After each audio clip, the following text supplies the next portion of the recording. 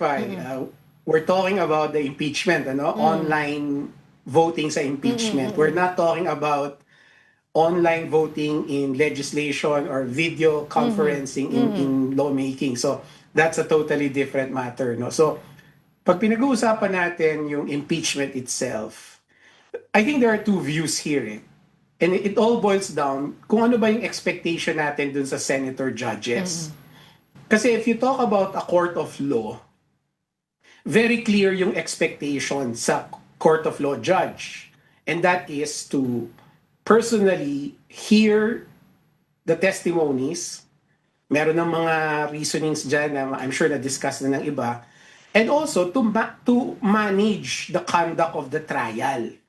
That's the role of the court of law judge. Kaya in the context of a court of law judge, parang imposible yung remote work, no? Kailangan nandun siya dun sa trabaho niya mismo.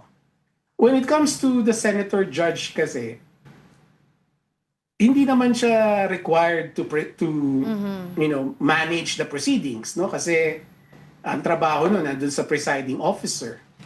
And hindi naman siya required to ask probing questions. Hindi naman siya required to ask or to kumbaga to observe personally yung witnesses and whatever, di ba? Kasi I mean, he's there to make a decision, acquittal or conviction. That's the expectation, right? Based on the Constitution and their rules.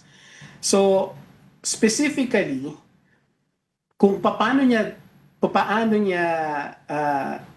mapupuntahan yung decision na yon, either conviction and acquittal, then that's open, 'di ba? Kung papayag na kung pwedeng gawing remotely, then so be it. So, ang sinasabi ko lang, my point is, we cannot use the standard of a court of law judge to impose it on the senator judges kasi iba yung circumstances. But I'm not endorsing na just to be clear, I'm not endorsing na payagan yung online voting and video conferencing. I'm just saying let's be let's be commonsensical here na we cannot use the standards of the rules of court for a court of law judge and then superimpose it on the impeachment and the senator judges because those are two different circumstances.